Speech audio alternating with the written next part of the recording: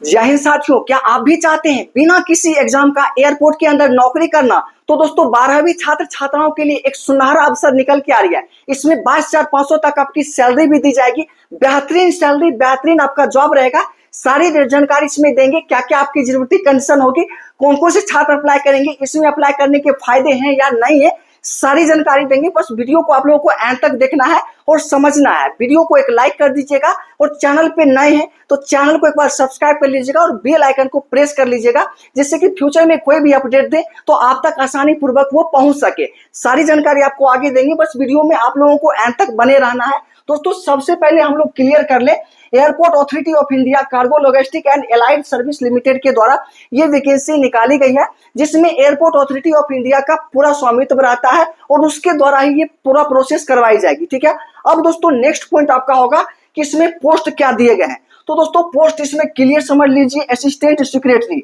अब दोस्तों इसका वर्क क्या होगा जो कि हम आगे क्लियर करेंगे, लेकिन नेक्स्ट पॉइंट आपका होगा कि क्या ये परमानेंट जॉब है या फिर कॉन्ट्रैक्ट पे हुआ है। कॉन्ट्रैक्ट पे मतलब आप संविदा जिसे आप लोग कहते हैं।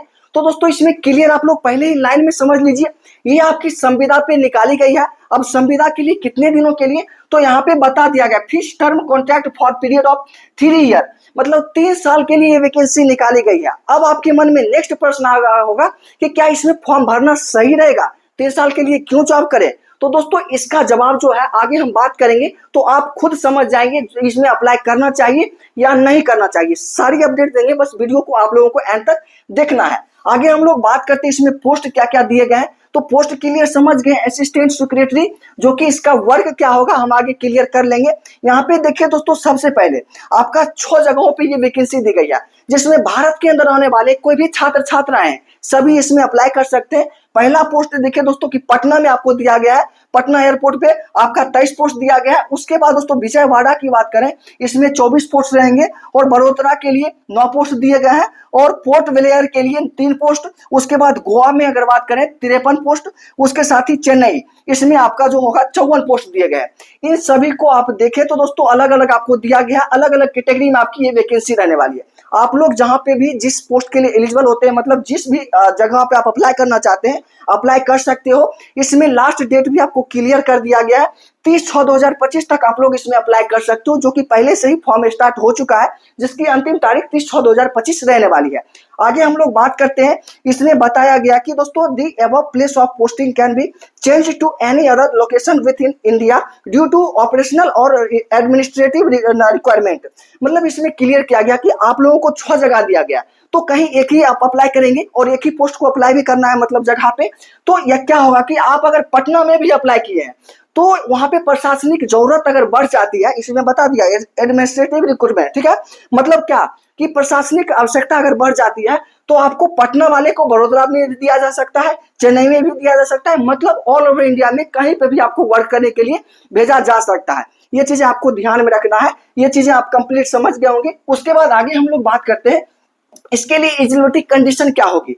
तो दोस्तों इसके लिए मिनिमम योग्यता आपका रखा गया है, जो भी छात्र सिर्फ 12वीं पास है किसी भी बोर्ड से, किसी भी यूनिवर्सिटी से, किसी भी इंस्टीट्यूट से, तो आप लोग एलिजिबल हो पाओगे। लेकिन ध्यान देना है, इसमें कम से कम 60% तो मार्क्स होना चाहिए जो जनरल में कैंडिडेट आएंगे, और जो SC ST के हैं उनके लिए 55% कम से कम 12th में मार्क्स होना चाहिए, तो आप लोग इसके लिए एलिजिबल हो पाओगे। उसके बाद हम लोग बात करते हैं आगे। यहाँ पे देखा गया जब आप लोग अप्लाई करेंगे ऑनलाइन फॉर्म को, तो कैंडिडेट को आपका जो परसेंटेज होगा मार्क्स, ठीक है, तो उसको 12th में न्यूमेरिक आपको देखना है। जैसे कि 65% मार्क्स होगा, 65.5 होगा, तो आपको 65 ही वहां पे लिखना है।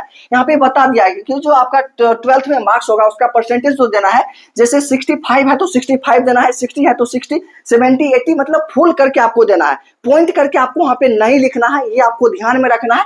उसके बाद हम लोग बात करते हैं थर्ड आपका क्या इसमें दिया गया टर्म एंड कंडीशन, मतलब आपको पढ़ने का और बोलने का, इंग्लिश एंड हिंदी का नॉलेज होना चाहिए, बातचीत करने का, लोकल लैंग्वेज वहां का जो होगा वो आपको नॉलेज होना चाहिए, तो एलिजिबल हो पाओगे। उसके बाद एज लिमिट देखें तो एज लिमिट से पहले समझ लीजिए 1/6/2025 को, ठीक है, इस डेट को मिनिमम तो आपका 18 वर्ष होना ही चाहिए, और मैक्सिमम की बात करें तो 27 वर्ष आपके रखे गए हैं। मतलब 18 से 27 वर्ष के जो भी छात्र छात्रा हैं इसमें अप्लाई कर सकते हो। आगे हम लोग बात करेंगे कि इसमें आपका जॉब प्रोफाइल, अब यहीं पे आपको ध्यान देना है, इसमें फॉर्म भरना चाहिए या नहीं भरना चाहिए। तो दोस्तों इसमें बताया गया है कि job profile will be include assistant of operational work at airport, मतलब एयरपोर्ट पे आपका असिस्टेंट का वर्क होगा ऑपरेशनल का, जो कि इसमें देखे तो assistant to passenger, baggage handling, loading unloading of baggage और other multi staff operational work activities. मतलब इसमें क्लियर किया गया है जैसे आप लोग एयरपोर्ट पे जाते हो, ठीक है, तो वहां पे क्या होता है कि आपका पहले चेकिंग होता है, उसके बाद आप किसी के हाथ में बैग दे देते हैं, वो कन्वेयर बेल्ट पे रखता है, उसके बाद आगे आपका बैग ऑटोमेटिक चला जाता है। आप लोग नहीं गए होंगे तो आप कभी जाएंगे तो देख लेंगे, और वहां पे क्या होता है कि आपका बैग ऑटोमेटिक चला जाता है।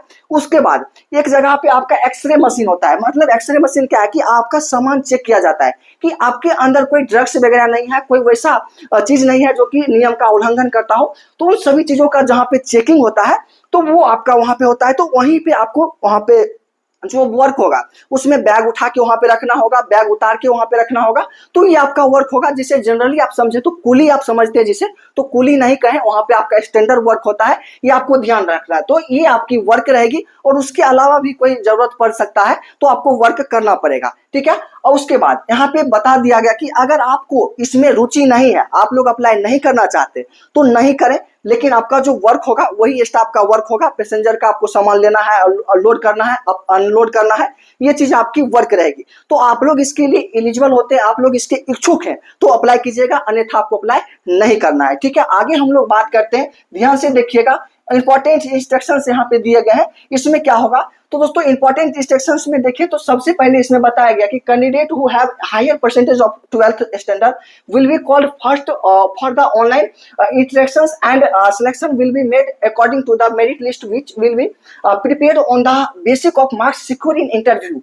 मतलब इसमें क्लियर बताया गया कि जो भी छात्र छात्राएं इसमें फॉर्म भरेंगे तो उनका हायर परसेंटेज जिनका होगा 12th में, ठीक है, उनको सबसे फर्स्ट आपको ऑनलाइन बातचीत के लिए बुलाया जाएगा। ऑनलाइन बातचीत के लिए आपको इनवाइट किया जाएगा, आपको आमंत्रण भेजा जाएगा कि हाँ आप सेलेक्ट हो पाए हैं, 12th में आपका अच्छा मार्क्स है इसलिए आप सेलेक्ट हो गए हैं, आपको इंटरव्यू के लिए बुलाएंगे। ये चीज आपको जानकारी दे दिया जाएगा। और आपका जो इसमें मेरिट तैयार किया जाएगा, बता दिया गया कि प्रिपेयर जो होगा इसमें इंटरव्यू में, मतलब आपका जो ऑनलाइन ही बातचीत जो होगा उसमें आपको एक मार्क्स दिया जाएगा, उसमें आप अच्छा परफॉर्मेंस करते हैं तो उसके बेसिस पे ही आपकी फाइनल इसमें सिलेक्शन लिस्ट बनाई जाएगी।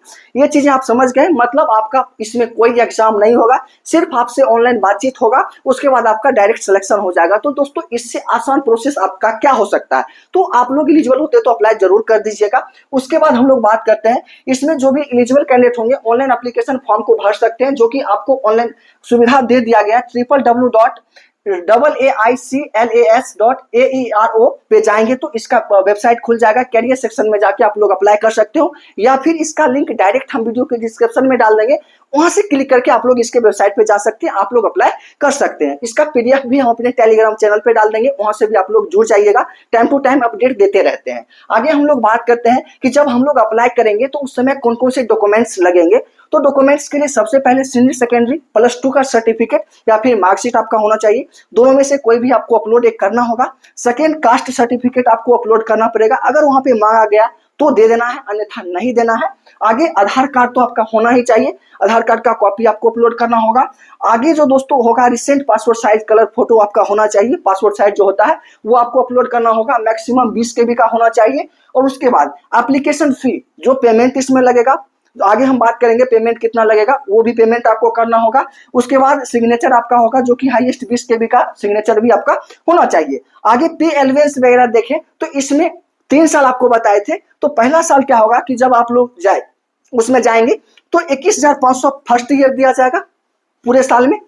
इसके अलावा इतना ही नहीं दोस्तों, टीए और आपका अलग से इसमें दिया जाएगा, ये आपका मिनिमम रहेगा। और इसके अलावा टीए जो एलिवेंस दिया जाता है वो अलग से आपको दिया जाएगा। उसके बाद सेकेंड ईयर की बात करें तो दोस्तों 22,000 दिया जाएगा, और तीसरे साल में जाएंगे तो 22,500 तक आपका सैलरी जा सकता है। तो दोस्तों बेहतरीन इसमें सैलरी भी रहती है और स्टैंडर्ड वहां पे जॉब भी रहता है। एयरपोर्ट पे जाने के लिए लोग तरसता है, आप वहां पे वर्क करेंगे तो इससे अच्छा आप क्या हो सकता है, ठीक है। आगे हम लोग बात करते हैं एप्लीकेशन फी के लिए। तो दोस्तों एप्लीकेशन फी में जो भी छात्र जनरल ओबीसी से आएंगे उनके लिए 500 रुपया मात्र फॉर्म फी रखा गया है। और SC ST EWS में जो आएंगे फीमेल कैंडिडेट है, SC ST EWS उसके अलावा फीमेल कैंडिडेट जो भी है उनके लिए 100 रुपया लगेगा। और जो इसमें इंक्लूड जो चार्जेस वगैरह होते हैं debit card, credit card, net banking का, तो वो अलग से आपको लग जाएगा। आगे हम लोग बात करते हैं इसमें इंपॉर्टेंट डेट, तो क्लियर कर ही चुके हैं। 9/6/2025 से फॉर्म अप्लाई होना स्टार्ट हो चुकी है, जिसकी अंतिम तारीख 30/6/2025 रहने वाली है। तो आप लोग 30 का इंतजार नहीं करें, पहले ही आप लोग इसके लिए एलिजिबल होते हैं, इच्छुक हैं, तो अप्लाई जरूर कर दीजिएगा, बेहतरीन आपके लिए रहती है। तो दोस्तों इस तरह से पूरी इन्फॉर्मेशन रहती है, आपकी सिलेक्शन होगी इंटरव्यू के बेसिस पे, आपका एग्जाम वगैरह इसमें नहीं होता है। तो दोस्तों मुझे आशा है कि आपके लिए वीडियो हेल्पफुल रहा। वीडियो आपके लिए हेल्पफुल रहा तो इस वीडियो को लाइक करके चैनल को एक बार सब्सक्राइब कर लीजिएगा, और कोई डाउट्स रहे तो कमेंट कीजिएगा, उसे क्लियर करने का प्रयास करेंगे। ठीक है, फिर मिलते हैं अगले वीडियो में ऐसे इंटरेस्टिंग वीडियो के साथ। तब तक के लिए जय हिंद, बाय।